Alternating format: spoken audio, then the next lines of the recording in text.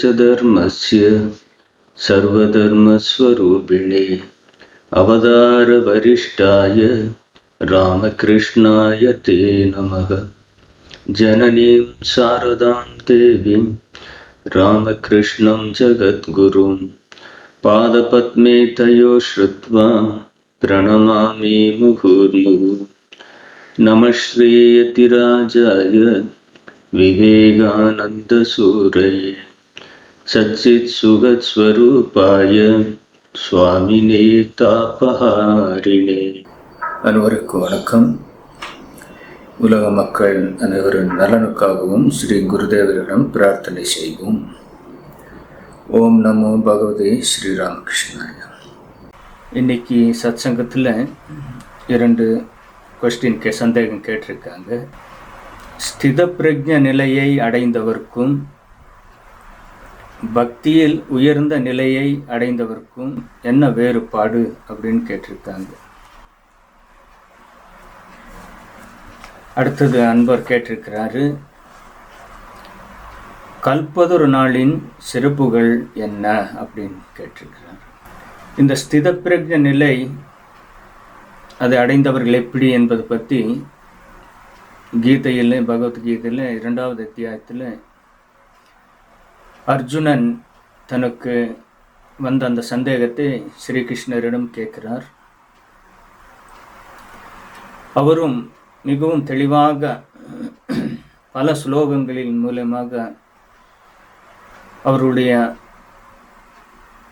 முழு ஸ்தித பிரஜ்ஞை என்றால் என்னங்கிறது, அவங்களுடைய நடவடிக்கை போக்கு, அவங்களுடைய அன்றாட நிகழ்ச்சிகள், அவருடைய மனத்தின் எழும் நிகழ்வுகள் அப்படின்னு எல்லா விதத்திலையும் மக்கள் எப்படி இருப்பார்கள், அது எப்படி வெளிப்படுதுங்கிறத சொல்லியிருக்கிறார்.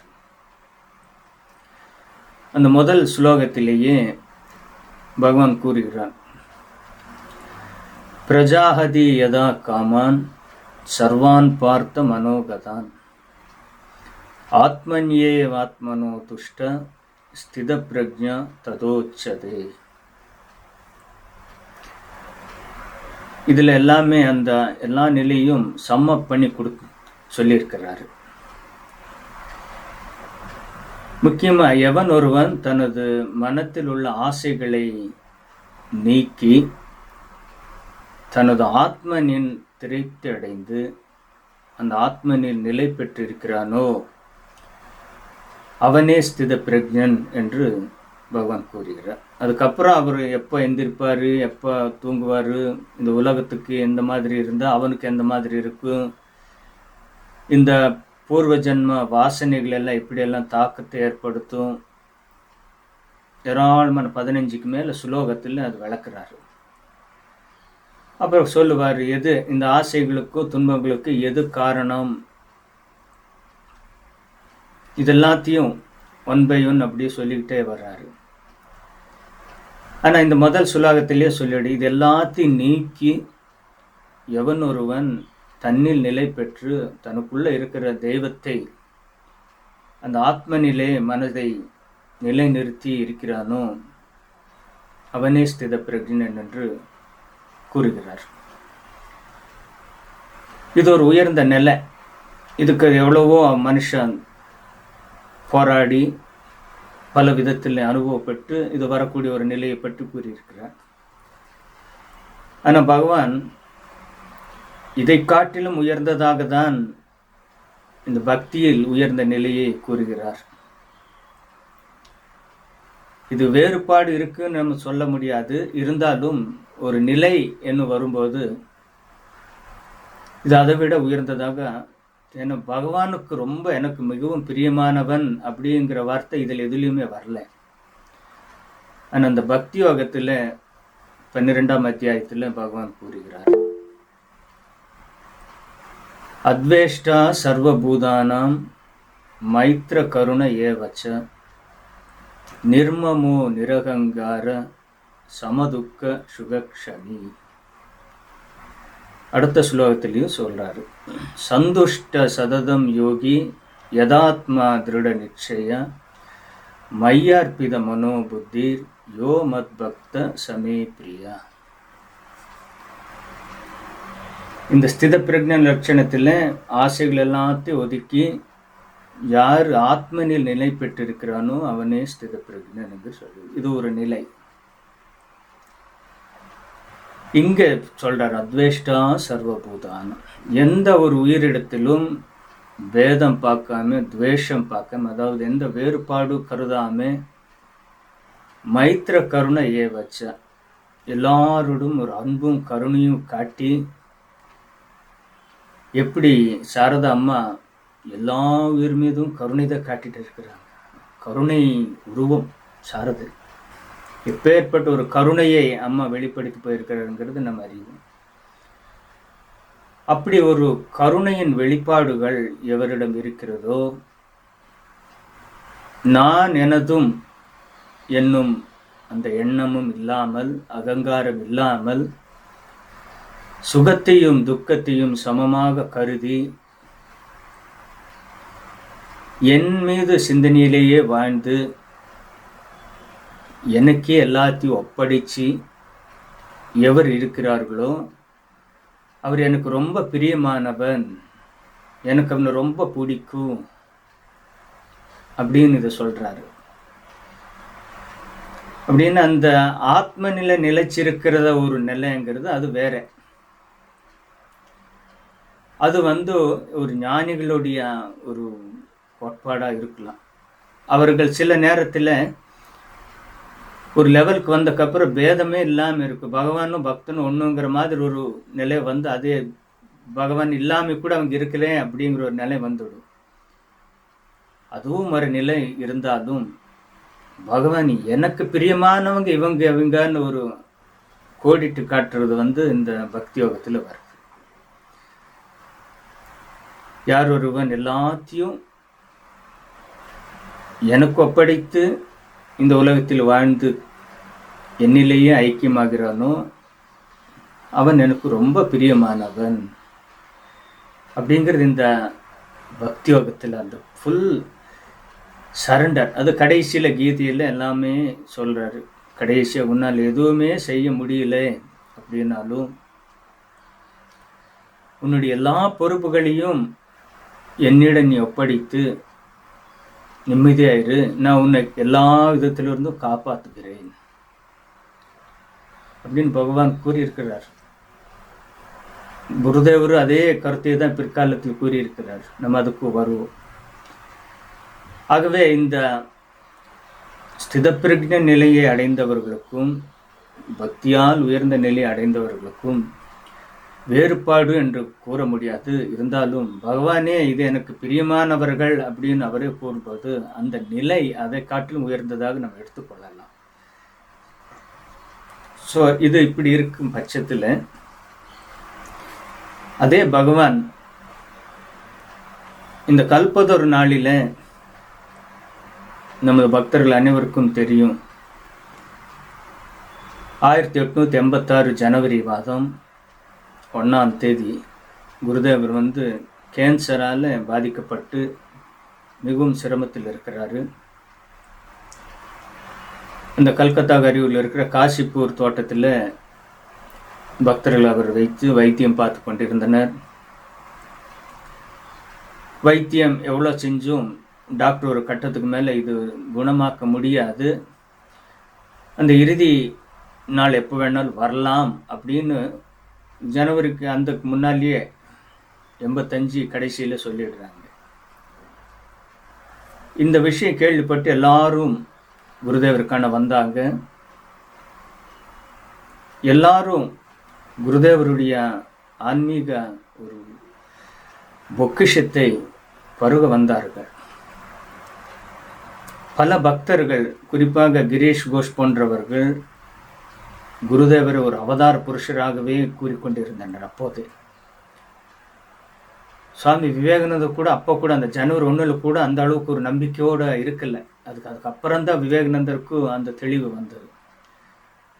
ஆனால் சில பக்தர்கள், ராமச்சந்திர தத்தர், கிரீஷ் சந்திர கோஷ், பல்ராம் போஸ் போன்ற இந்த மகேந்திரநாத் குப்தா, இவங்களுக்கு எல்லாருக்குமே மிக தெளிவாக தெரிஞ்சது குருதேவர் இந்த யுகத்தில் இந்த உருவத்தில் அவதாரம் எடுத்து வந்திருக்கிறார் என்று. அப்படி அன்னைக்கு ஜனவரி 1 சுமார் 3 மணிக்கு, மாலை 3 மணி அளவில் குருதேவர் தன்னோட ரூம் ஜன்னல்லிருந்து பார்க்குறாரு. அந்த தோட்ட வீட்டில், அந்த கிரவுண்டில் நிறைய ஏராளமான பக்தர்கள் அங்கே குவிந்திருக்கிறார்கள். குருதேவர் மெதுவாக அங்கே நடந்து, யாரோடைய சப்போர்ட்டில் மெதுவாக நடந்து வந்து அந்த அவங்க குழுமி இருந்த இடத்துக்கு வந்து நிற்கிறாரு. இவரை பார்த்த உடனே இந்த கிரீஷ் சந்திர கோஷ் உட்பட எல்லா பக்தர்களும் எந்திரிச்சு நின்றுக்கிறாரு. ஐயா வணக்கம்னு சொல்லி. என்ன ஏற்கனவே அவங்க குருதேவர் ரூமில் தரிசனம் பண்ணாலும் இன்னைக்கு குருதேவர் அவங்க மத்தியிலேயே வந்து நின்னது உடம்பு கொஞ்சம் தேறி இருக்கிறது. அவங்க மத்தியிலே அந்த ஜனவரி 1 நாள் வந்தது அவங்களுக்கு ஒரு மகிழ்ச்சி ஏற்படுத்தியிருந்தது. இந்த கூட்டத்தினுடைய அந்த பக்தியை பார்த்த உடனே குருதேவர் கேட்குறாரு கிரீஷ் கிட்ட தான், தம்பி கிரீஷ், நீ அவரோட உடலை காட்டு, என்னிடத்தில் எந்த ஒரு விஷயத்தை பார்த்துட்டு நீ எல்லா இடத்திலும் என்னை பற்றி அப்படி கூறிக்கொண்டிருக்கிறாய் அப்படின்னு ஒரு கேள்வி கேட்குறாரு. இந்த உடலிலிருந்து, இந்த என்கிட்ட இருந்து என்ன விஷயத்தை பார்த்ததுனால நீ என்னை அவதாரம் என்று எல்லா இடத்திலும் கூறிக்கொண்டிருக்கிறாயே அப்படின்னு கேட்குறாரு. அப்போ கிரீஷ் ஒரு நிமிஷம் தாமதிக்காமல் கண்ணில் கண்ணீரோட, ஐயா, யாருடைய பெருமைகளை வியாச முனிவரும் வால்மீகி முனிவராலும் கூற முடியவில்லையோ அப்பேற்பட்டவருடைய பெருமையை இந்த சாதாரண அற்ப புழுவால் எப்படி கூறிவிட முடியும்? எங்களை ஆசீர்வாதியுங்கள் அப்படின்னு காலில் வீழ்ந்து வணங்குறார். ஒரே வார்த்தை தான்.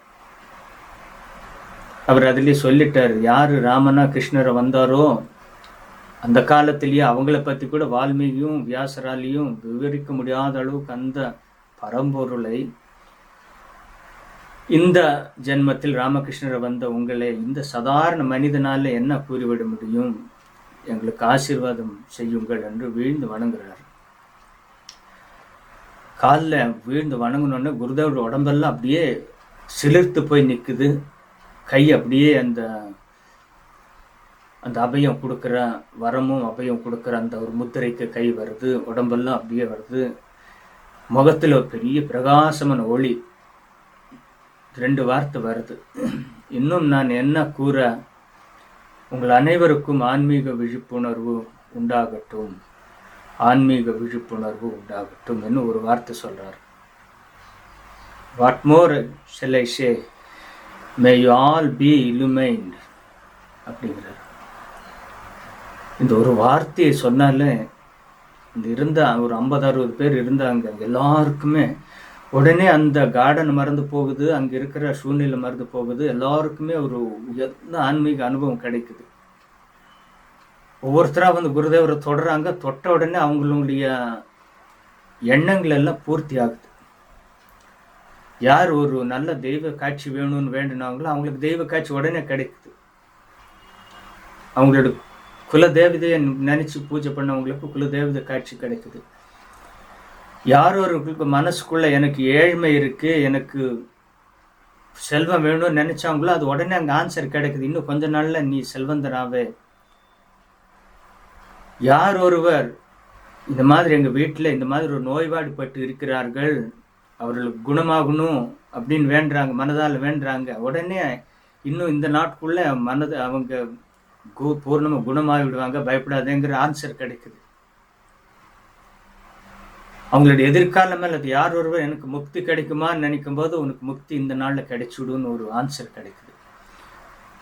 அந்த ஹோல் குரூப்புக்கு என்னென்ன வேண்டினாங்களோ அது எல்லாமே அப்பவே அது ஆன்சர் ஆயிடுச்சு, கிடைச்சிருச்சு. இன்னும் ஒரு சிலர் குருதேவரே நெஞ்ச தொட்டு விழிப்புணர்வு உண்டாகட்டும், விழிப்புணர்வு உண்டாகட்டும். அவ்வளவு எல்லாருமே அங்கங்கே அப்படியே அப்படியே மயக்கப்பட்டு விழுந்தவங்க மாதிரி விழுந்து கிடக்குறாங்க. அவங்களால அந்த ஆன்மீக ஒரு சக்தியை அந்த நேரத்தில் தாங்க முடியல. இந்த ஒரு காட்சி அங்கே யாரெல்லாம் சில பேர் எவ்வளோ நான் பாவம் பண்ணிட்டேன், எனக்கு எப்படி கதிமோட்சம் இருக்கான்னு கேட்டவங்களுக்கெல்லாம் நீ என்னை பூர்ணமாக நம்பி சரணடைஞ்சிருக்கே, உனக்கு கதி மோட்சம் அப்படிங்கிற ஆன்சர் கிடைக்குது. கிரீஷ் சந்திர கோஷ்கள் அப்படிதான், ஒரு பெரிய பாவின்னு நினைச்சிட்டு இருந்தார், பாவம் செஞ்சவர் தான். ஆனால் பூர்ணமாக நம்பி நீ அந்த தப்பு பண்ண மாட்டேன்னு என்னை நம்பி நீ வந்துட்டேன், உனக்கு கதி மோட்சம். உடனே அவர் அந்த சின்னர் பிகம் செயின்ட். இந்த காட்சி கிரவுண்டில் அந்த நடக்குது. குருதேவருடைய அறை வந்து மாடியில் இருக்குது. அந்த மாடி வாசல்ல இருந்து சாரதானந்தரும் ராமகிருஷ்ணானந்தரும் பார்க்குறாங்க. இவ்வளோ நேரம் நல்லா இருந்தவங்க என்னமோ கத்துறாங்க, அழுகுறாங்க, கீழே புரண்டுறாங்க. அவங்களுக்கு புரிஞ்சிடுச்சு, குருதேவர்களுக்கு ஒவ்வொருத்தருக்கும் அவங்க விரும்பியதை கொடுத்து அனுகிரகம் செய்து கொண்டிருக்கிறார் என்பது அவங்க புரிஞ்சிடுச்சு. அன்னைக்கு அப்படின்னு அது என்ன கேட்டதை தருகிற ஒரு உயர்ந்த நிலையில் அவர் இருக்கிறார். அதுக்கு தான் ஒரு உபமானம் சொல்லுவாங்க. தேவலோகத்தில் சொர்க்கத்தில் ஒரு மரம், அதுக்கு மரத்துக்கு பேர் கல்பதொரு மரம் அப்படின்னு. அந்த இடத்துல யாரெல்லாம் போய் நின்று அது கீழே நின்று எதை கேட்குறாங்களோ அது கேட்ட வண்ணம் எல்லாமே விரும்பியதெல்லாம் தருது. காமதேனுன்னு சொல்லுவாங்க, அங்கே கல்பதருன்னு சொல்லுவாங்க. எது வேணுமோ அது உடனே அது தரும். அது அங்கே போகிறதுக்கு ஒரு தகுதி வேணும். யாரெல்லாம் தகுதி இருக்கோ அங்கே போயிடுவாங்க. இங்கே குருதேவர்கிட்ட அதை கேட்கறதுக்கு தகுதிங்கிறது பூர்ண நம்பிக்கை, சரணாகதி, இது ரெண்டு தான் அவர் கேட்டார். அந்த மக்களுக்கு எவ்வளோ ஒரு அவங்களுடைய பின்னணி, வாழ்க்கை பின்னணி இருந்திருந்தாலும்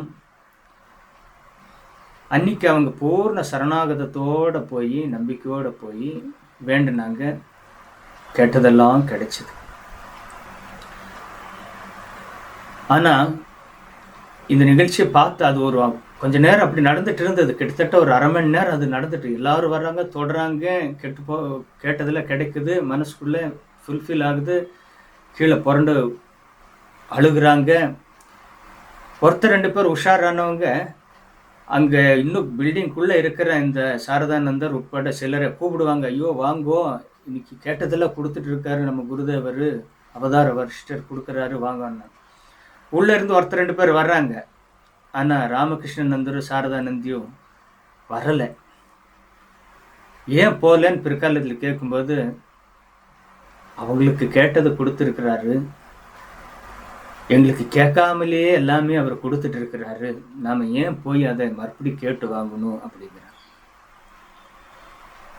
அவங்க பிற்காலத்தில் அப்படி ஒரு பெரிய ஒரு மகான்களாக வாழ்ந்தார்கள். அந்த நாளிலிருந்து நம்முடைய ராமகிருஷ்ண இயக்கத்தில் கேட்டதை தந்த அந்த நாளை, இந்த ஜனவரி 1ஆம் தேதியை கல்பதொரு நாளுவாக நம்ம எல்லா மடங்களிலும் பக்தர்கள் கொண்டாடி கொண்டு வருகிறார்கள். நாமும் அதே அந்த நல்ல நாளில் குருதேவரிடம் கண்டிப்பாக நல்ல விஷயங்களை கேட்கணும். நல்ல விஷயங்களை தான் கேட்கணும். அந்த ஆண்டாள் திருப்பாவியில் சொல்லுவாங்க, கிருஷ்ணா நான் நல்லதை தான் கேட்பேன், உங்ககிட்ட வந்து அவங்களுக்கு இப்படி ஆகும்னு அப்படின்னு நான் கோலெல்லாம் சொல்ல மாட்டேன், நல்ல விஷயத்தோடு தான் நம்ம வர்றோம், நீ எங்களுக்கு இதெல்லாம் அனுகிரகம் பண்ணணும் அப்படின்னு கிருஷ்ணரை ஆண்டாள் வேண்டா. அதே மாதிரி நாமளும் எவ்வளோ யார் எப்படி ஆனாலும் பரவாயில்ல, நமக்கு ஒரு நல்ல தெளிவு, நமது வாழ்க்கையில் தெளிவும் அமைதியும் வேணும். குருதேவர் சிந்தனையில் இருக்கிறதுக்கான வாய்ப்பை தரணும். எங்கே இருந்தாலும் இது அவருடைய பணி, குடும்பத்தில் இருந்தாலும் சரி, எங்கே இருந்தாலும் சரி, இது அவருடைய குடும்பம், அவருடைய கட்டளை, அது அவருக்காகவே நான் செய்கிறேங்கிற ஒரு எண்ணமும்,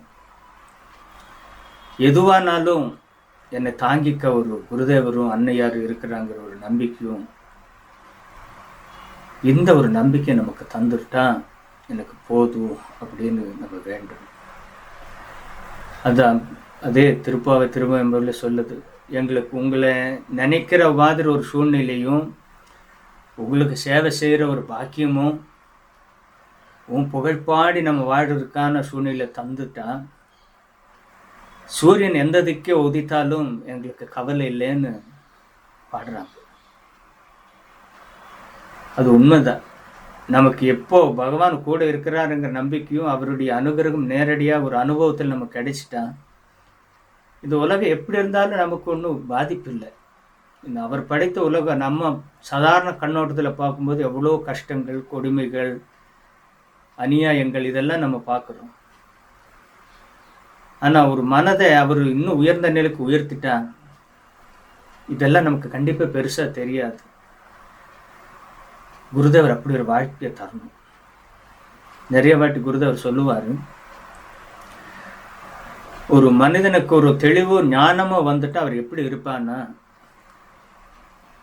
சாதாரண அந்த பூனை குட்டிங்க 2 சண்டை போடும், ரொம்ப ஆக்ரோஷமாக சண்டை போடும் ஏதோ ஒரு பொருளுக்காக. ஒன்று கிள்ளுன்னு ரத்தம் கூட வரும். ஆனால் அதனுடைய அதை ஈண்டெடுத்த அந்த பூனை, பெரிய பூனை அங்கே இருந்து பார்த்துட்டு இருக்கும். அது அதுக்காக ஒன்றும் ஒரி பண்ணிக்கிறது இல்லை. அது சண்டை போடும், சமாதானமாகிடும், அது சரியாகி போயிடும் அப்படின்னு. நம்ம சண்டை தடுக்கிறதோ ஒன்றும் பண்ணுறதில்லை. அது ஒரு பார்ட் ஆஃப் இது அப்படிங்கிற ஒரு எண்ணத்தில் எடுத்துகிட்டு போயிடுது. அதே மாதிரி நம்ம எப்போது பேதத்தை பார்க்குறோமோ, சாதாரண மனநிலையில் இருக்கிறோமோ, கஷ்டங்கள், கொடுமைகள், அநியாயங்கள், நோய்கள், வேதனைகள் இதெல்லாம் நம்ம பார்க்குறோம். அந்த மனதை அதுக்கு மேலே உயர்த்தி பகவான் கருணையில் உயர்ந்தா, அது அந்த ஒரு பீரியடுக்கு அவங்களோட கர்ம வினை கேட்ப அப்படியெல்லாம் நடக்குது. அது முடிஞ்ச உடனே அது தெளிவாயிடுங்கிற ஒரு எண்ணம் நமக்கு வந்துட்டா, இந்த உலகத்தை நாம் பார்க்கும் விதமே வேற விதமாக இருக்கும்னு குருதேவர் சொல்றாரு. ஆகவே நமக்கு ரொம்ப தேவை என்னன்னா, குருதேவர் நம்முடைய மனதை உயர்ந்த நிலைக்கு கொண்டு போகணுங்கிறது நமக்கு தேவை. அது எப்படின்னா, அந்த கீதையில சொன்ன மாதிரி செய்கிற ஒவ்வொரு கடமையும் இது இறைவனுடைய கடமை, இறைவனுடைய காரியம்,